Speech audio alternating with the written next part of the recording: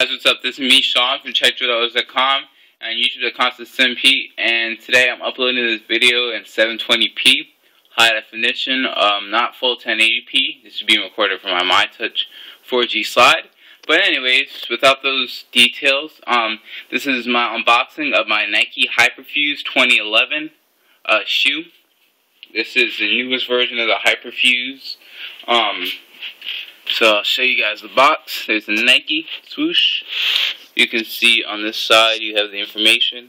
Nike Zoom Hyperfuse 2011. Hold on, get that to focus. There we go. This is not the these are not the, or no, you should go with the size, in my opinion, at least half a size smaller than your normal size if you're just planning on using these, for example, for a basketball season. If you're planning on using these as your normal everyday-to-day shoe, then your normal shoe size should be alright, especially seeing as your feet will grow into them. But as basketball shoes, and personally for me, I'm just going to use these for a season. The size that I got them in are the best in my opinion. So you guys can see the whole box. At the bottom you have a bunch of trademarks from Nike. And let's get to the shoe. The suggested retail for these and how much I paid was around $100. I have to pay for shipping and handling, obviously, which is going to be a little bit extra. So let's get these out of the box here. There we go. And we'll kick the box to the side. I wear size 12, and like I said, I got these in size 11.5. So you guys can see. We'll look at one of the shoe. We'll look at the left foot here. We'll just take out this this paper, and we'll take this and put this right here. I'll show you guys the shoe. So we'll go with the front. To start off with, you have the Hyperfuse logo branding here. You have sort of a nice thin mesh tongue. You can see the padding on the inside of it. Looks very nice. And it's a very nice mesh tongue. It says Hyperfuse up here, the padding's there, and it's very, very thin. I don't know if you guys can see that, but it's super thin, like right up in that area. At the bottom of the shoe, you'll notice these little air vents for ventilation of the shoe. And you can see also on the side, you get a little bit more ventilation in there. You can see the design of the shoe is very nice. Even from a top to bottom view, it looks like a very nice shoe. On the right side, on the left side, you can see the shoe. You have your Hyperfuse technology in there, which is built for superior breathing, as you guys can see here. So these are very tiny holes. I don't know if you can see that. There we go. And that allows your foot to get a lot of air. You can see you have your Nike swoosh there. This little, I believe it would be like sort of a midsole support there on the side of your foot. You also have your Nike Zoom branding. I'll show you guys my Hyper Dunks here. So this is a very common place to put the Nike Zoom branding. You can see here it's on the forefoot. I mean the forefoot, and there it's on the rear, the heel of your foot. So yeah, you guys can see the Nike swoosh. This is a very nice colorway. Or color. This is the livery is white, black, and red. As you guys can see here, it's mainly white with black and red accents. The whole bottom of the shoe is red. So you see your Nike Zoom. So it does have the Zoom technology, but basically that it is very similar to Nike Air, but instead of Nike Air, whereas it's just pieces of air pads in it, it's actually very, very thin. I mean, they're thinner than air, or most of them are usually thinner than air, the pads, and they're basically not filled with as much air in them, so that way when your foot presses down on the shoe, it can sort of conform to your foot shape.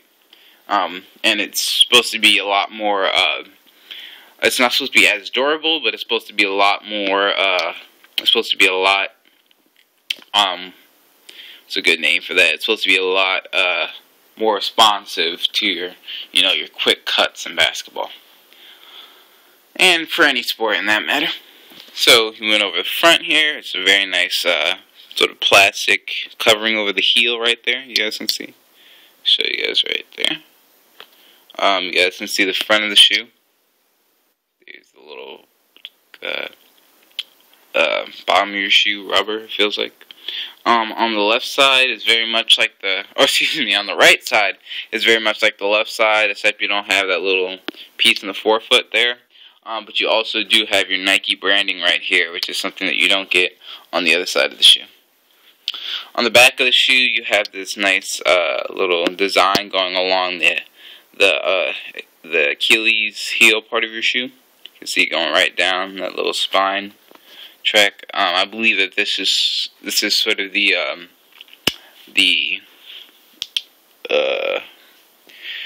excuse me guys, I'm doing this off of memory. This is the heel plate. I know that's not the correct name for it. I just can't remember it off the top of my head right now. Heel cup, that's it. This is the heel cup on the back of it right there. It feels pretty sturdy, pretty hard. I have noticed that there's a lot of heel room though in the shoe when using it. I'm not sure if that's the same case with playing in it. And that's from when I've tried them on in stores. And lastly, let's go over the bottom. You don't see anything down here. Another quick thing about Nike Zoom is just like the Hyper Dunk 2010s, they're concealed. So basically, instead of you being able to see the air pouches, they're inside the shoe, so you can't see it.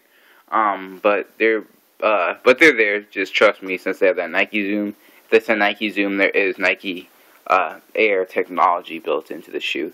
It's just concealed, very much like the Hyper Dunk 2010s are. If you wanted a good idea of how the Nike Zoom technology looks like unconcealed, check out the Nike Hyperdunk 2011s. Those have the pads unconcealed. I'm not sure how thin they are, but some of them are about 8 millimeters thin. I believe it's the one in the heel of the shoe. The forefoot of the Hyperdunk, and that's roughly about the size or thinness of an iPod Touch 4th generation. So on the bottom, you can see a nice little Nike swoosh there. You get the cross herringbone pattern, very similar to the Hyperdunks. You guys can see you get that same pattern on the Hyperdunks here. So yeah, and it's a nice pattern, and that's pretty much it from the bottom of the shoe. Very, very bland on the bottom. The Hyperfuse technology is what allows for that nice ventilation, like I just went over there. So these are supposed to be some of the most breathable shoes you can get. So as everyday, day-to-day shoes, these are pretty nice shoes. You can see the inside of this shoe has a nice little red pattern in there, a little Nike swoosh.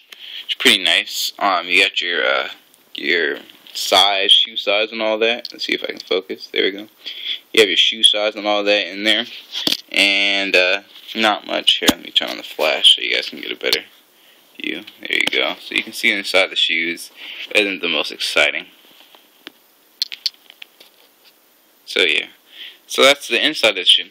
So anyways, real quick, I'll give you guys a comparison. I'll take these down to the floor, and you can see that's a comparison between that. You can see the Hyperdunk 2010 here. It's a little comparison there. These are pretty much Nike's top high-end basketball shoes. You can see the back. You can see the difference in here. In the heel cup. You can see that they both have the cross herringbone pattern. I'll show you guys the pair of my personal game. These ones I do wear. These are 14 though, and these are 12. So when I decide to wear 2 pairs of socks, I put on the 14s, and when I decide to wear 1 pair, I just put on the 12s here. So you guys can see they're basically the same shoe. The Hyperdunks that I have. So you guys can see the difference there. The shoe, you can see the inside. These just say Nike basketball as opposed to anything else. And lastly, I'll just show you a pair of Nike cleats. These are $130. These have Flywire, and they also have the Nike Zoom technology. Here, I'll show you guys. Right there, it says Nike Zoom and the Flywire. These shoes do not, the Hyperfuse do not have the Flywire technology in them, sadly. So that's something that could be done to lighten up on the weight of the shoe. But these are some very light shoes to go along with the Hyperdunk. They just don't have as much protection. So just to go over, these are better shoes for guards and small forwards. Actually guards, and then small forwards can wear either the Hyperdunks or the Hyperfuse. Anyways, I'll get to a more in-depth review when I get my hands on the, or when I get some playing time with these Hyperfuse, and I'll talk to you guys in a later video. I hope you guys liked this unboxing of my Nike Hyperfuse 2011s, and have a nice day. And real quick, these are the shoes that Rajon Rondo, point guard for the Boston Celtics, wears. So just a little insight into these shoes. Anyway, I'll talk to you guys in a later video, and have a nice day. This is me, Sean from TechRoto.com, and use the concept SMP. Goodbye.